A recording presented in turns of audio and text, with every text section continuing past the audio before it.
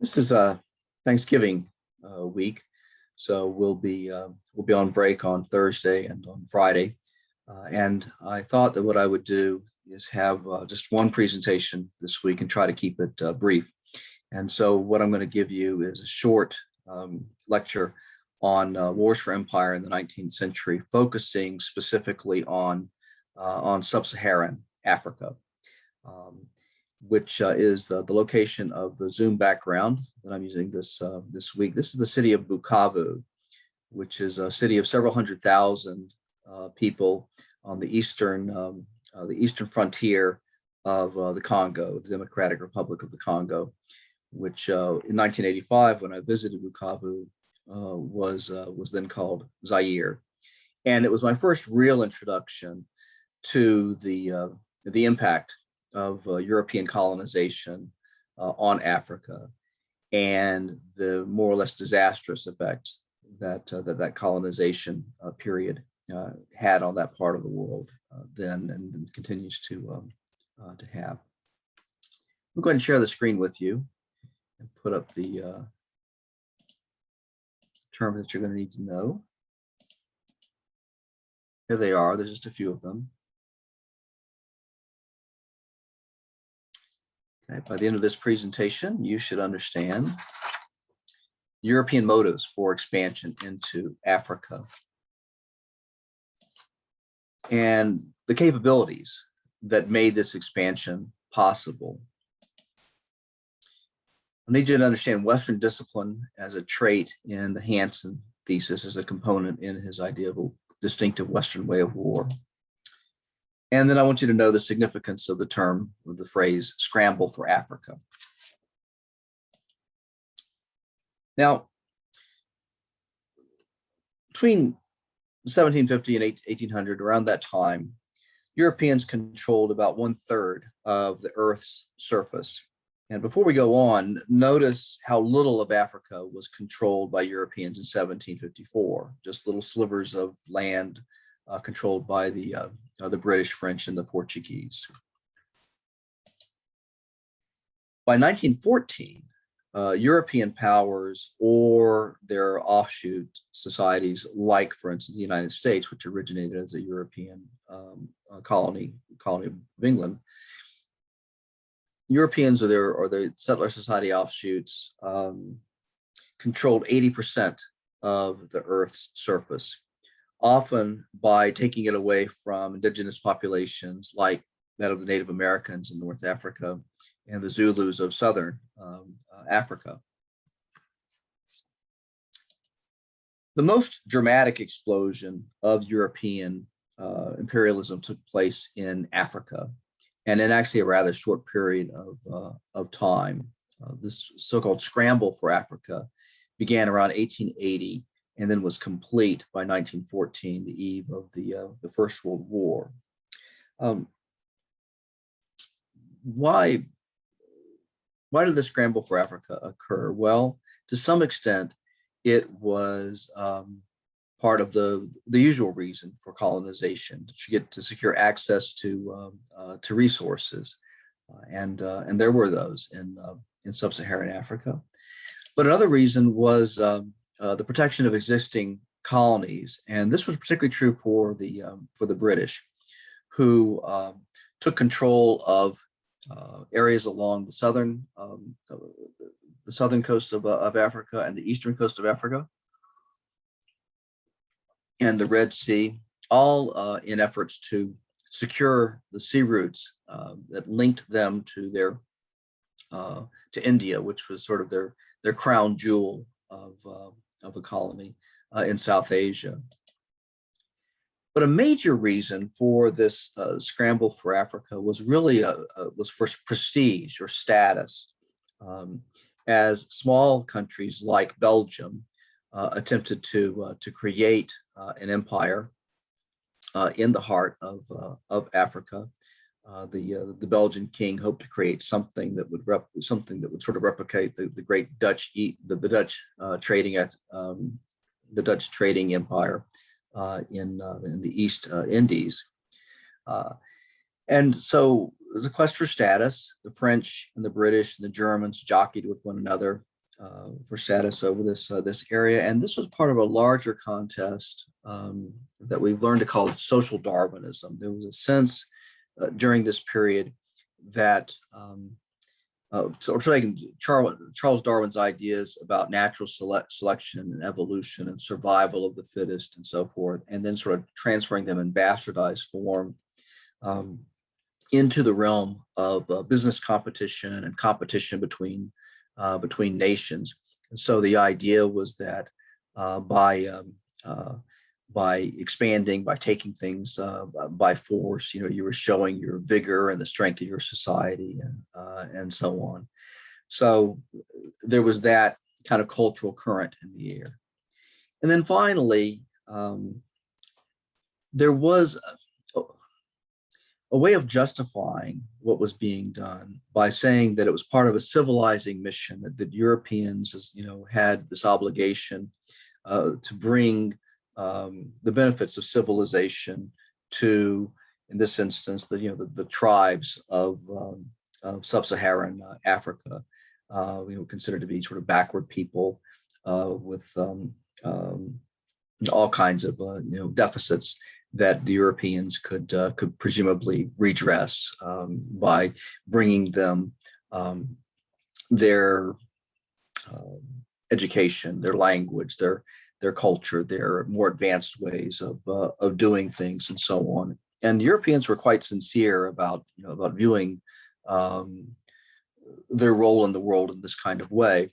The English poet Rudyard Kipling in 1898 wrote a poem when the United States was debating whether to take control of the Philippine Islands after the Spanish-American War. He wrote a poem to call The White Man's Burden, bidding the United States to, quote, take up the white man's burden, send forth the best ye breed, go bind your sons to exile to serve your captives' need.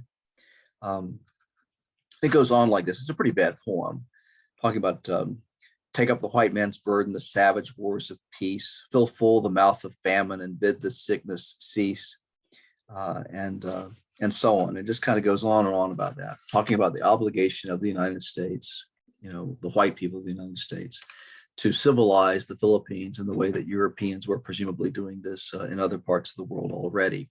So you have that element as well. But these motivations would have come to nothing without the ability of the Europeans to project force into sub-Saharan Africa. So where did that come from?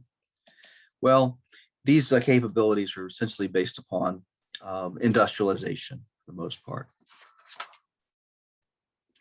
Industrialization began in Great Britain around 1750. It expanded at different rates into Europe, and then ultimately to the United States. And one of the major things that emerges from this is steam power in the form of steam-driven vessels, railroads, and the like, and also the ability to manufacture steel on a very large scale. Which allowed for the creation of eventually large armored warships, much larger cannon than had ever been used before, other munitions on a scale that had not been possible before, and so on.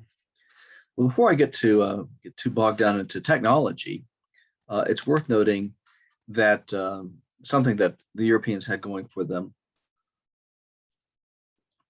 already was their ability to recruit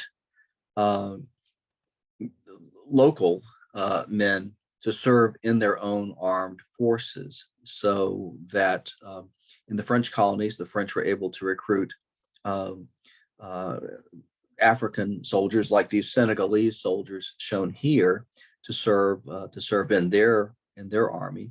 The British were able to do the same thing. The Germans, when they took control of Germany's East Africa, now Tanzania, did the same thing as well. All over the world, you had British powers recruiting and paying native men, indigenous men, to serve in their armed forces, and really relied upon these forces to a considerable degree to to control these colonies. In other words, ultimately, the European powers depended upon the cooperation of the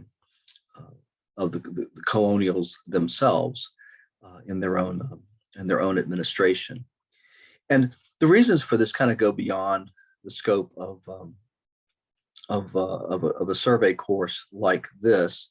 But but you're looking at men who are interested in the same kinds of things that anybody else would want to have, which is to say, gainful employment.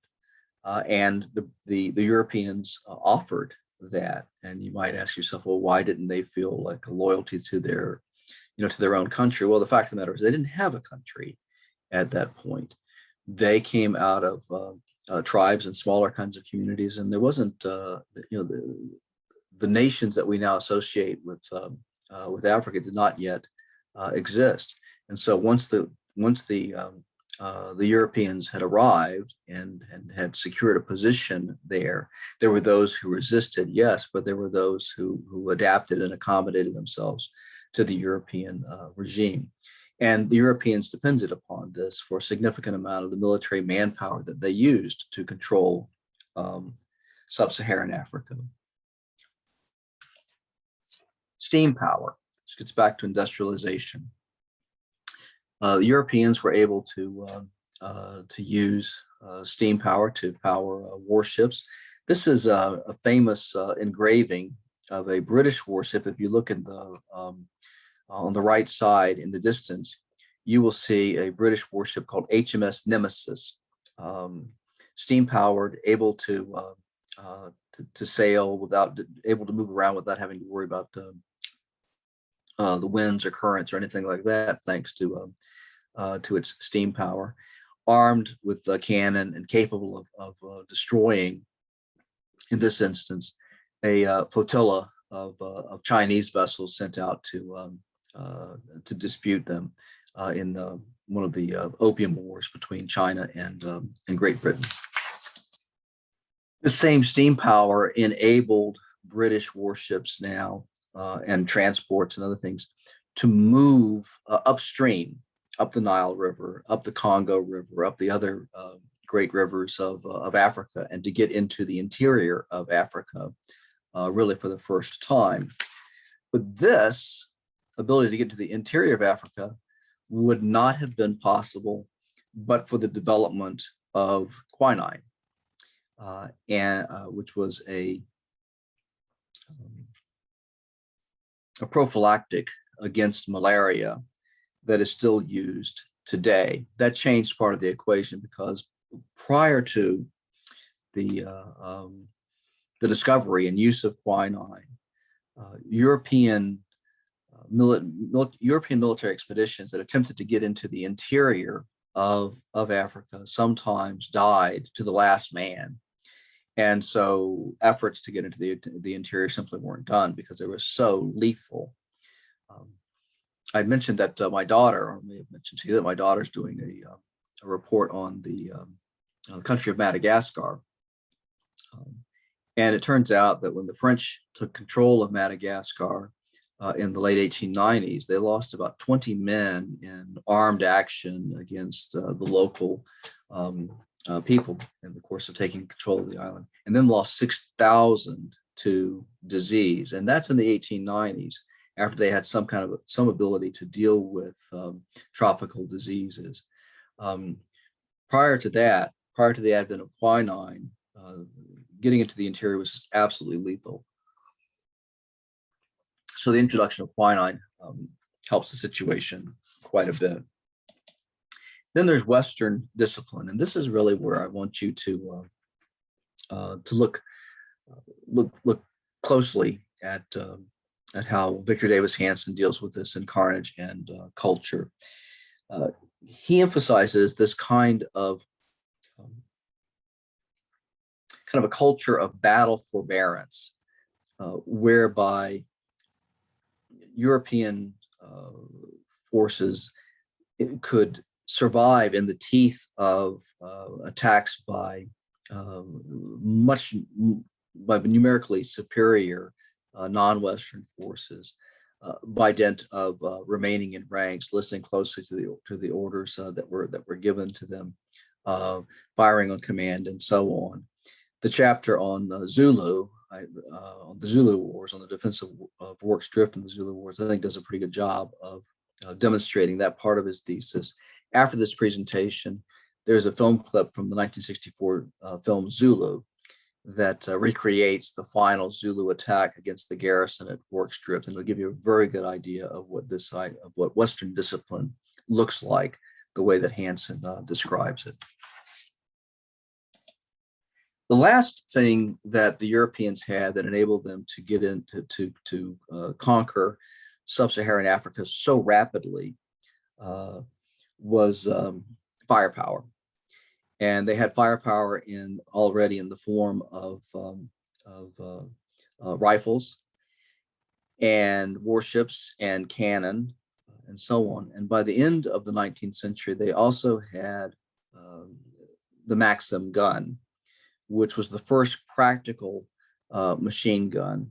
That is to say, when you pulled the trigger and the first bullet was fired, the recoil from that bullet being fired chambered the next round, and then fired that, and then the recoil chambered the next round, and that fired. And so once you pull the trigger with the Maxim gun, the bullets kept firing until the gun jammed or overheated or you ran out of ammunition. But that Maxim gun could put out 600 rounds a minute.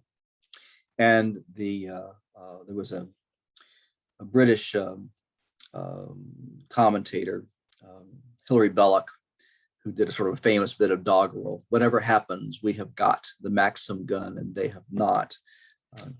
And to give you an idea of the impact of the Maxim gun and European advanced military technologies, what kind of a mismatch this created between European forces and the military forces of a non-industrialized power or a non-industrialized army.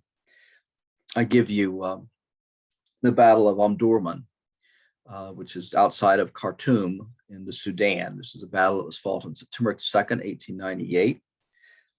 And this battle took place with an army of 8,700 British, joined by 17,600 Egyptian and Sudanese troops. Notice how important colonial troops are to the British military effort here.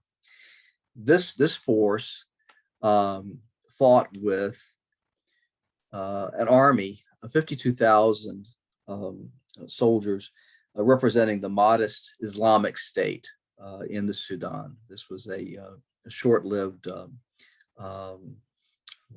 Islamic sort of theocracy in the heart of the Sudan that existed for about 20 years at the end of the 19th century. And the Battle of Omdurman destroyed that Islamic State in a single day. During the course of that battle, the Mahdists lost 10,000 dead, 13,000 wounded, 5,000 captured. The British, Egyptians, and Sudanese in all lost 47 dead and 382 wounded. That's just how much of a mismatch it was. So,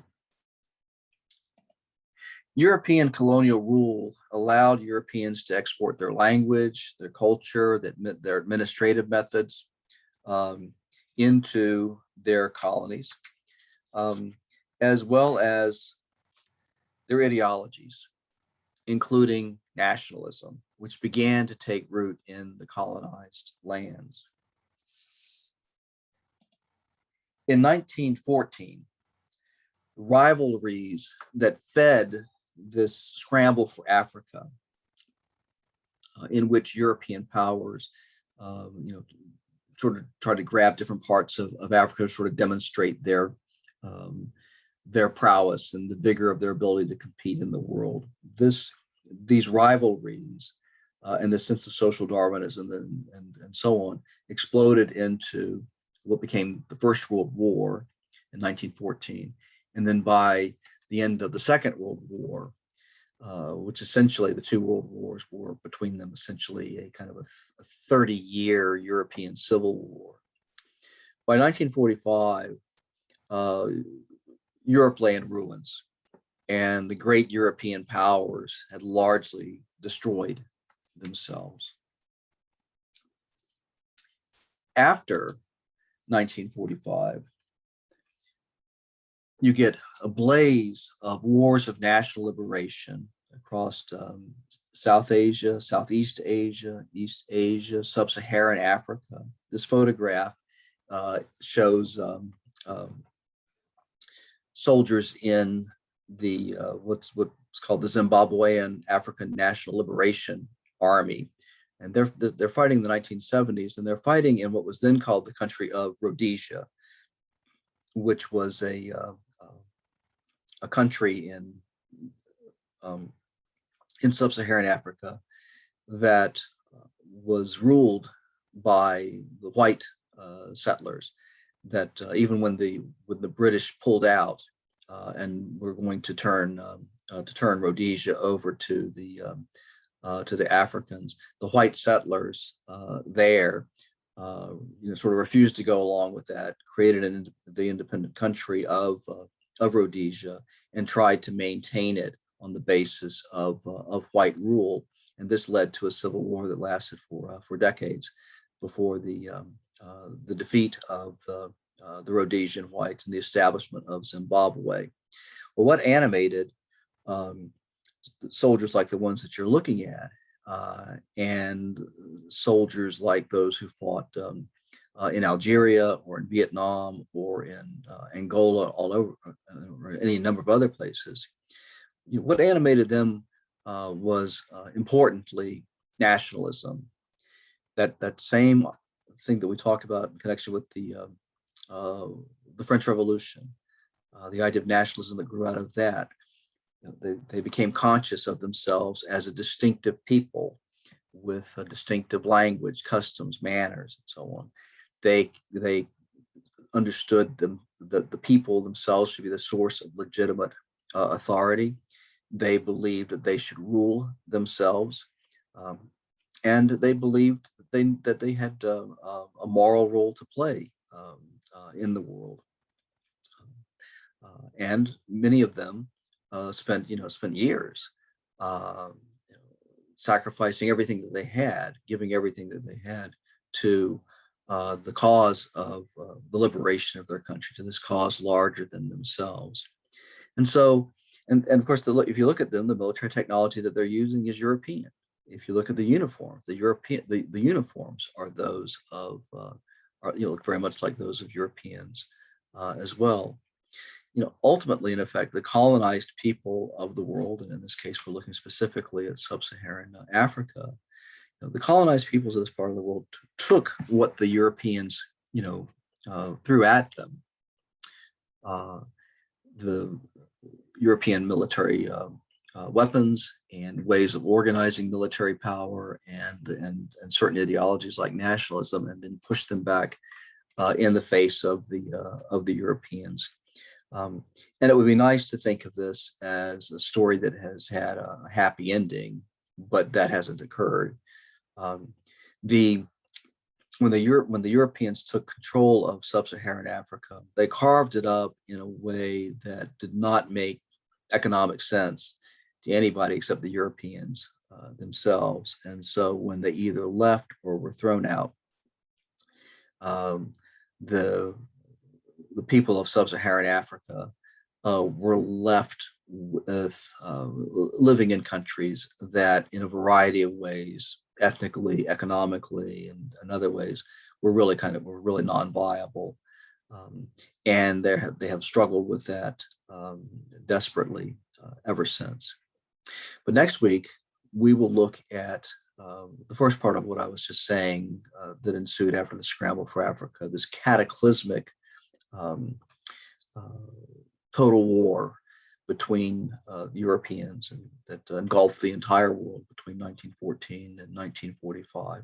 And then the final week, we will look at wars of national liberation, including wars or including conflicts that used strategies of nonviolent resistance. Okay, that's all I've got to know for this week. Just, now that you've got this presentation, you're good to go on that. Make sure you read Hanson's chapter on carnage and culture, and I'll have what you'll need for the next week on Total War. I'll have that up for you on Friday. Okay, take care. Bye.